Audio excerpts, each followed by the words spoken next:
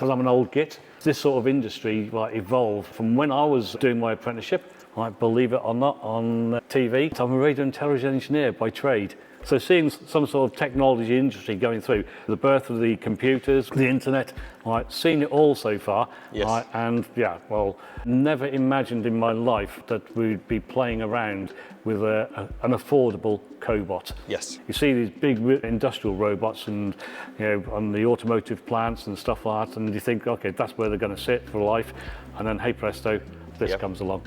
100%. For me, the future, it's not so much trading a cobot for jobs, it's actually making their lives better, making people's lives better, their work-life balance better as well. I could not agree. I think last year, the figures were around 74,000 manufacturing jobs, vacancies in the manufacturing sector. And I think that goes to show the point of, look, we're not trying to remove people from the payroll, we're trying to bring that in. And my take on that about, where does the industry need to go?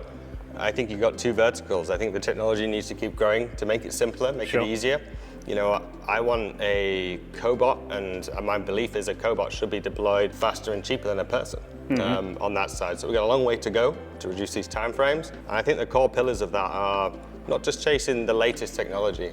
For me, it's making it easier and simpler for everyone to deploy. Absolutely. If you do that, you reduce costs. You allow integrators like yourselves to focus on the more complicated tasks on that side and providing really good value. But these hybrid systems where you can plug and play, you take as much off the shelf as possible, it allows you to produce more systems a year.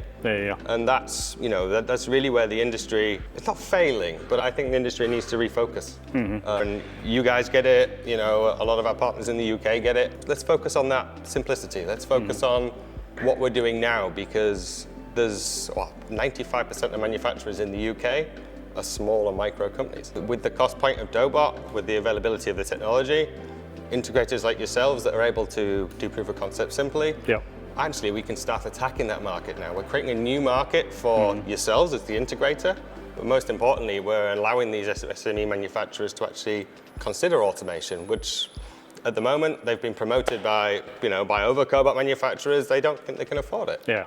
Where, they can now.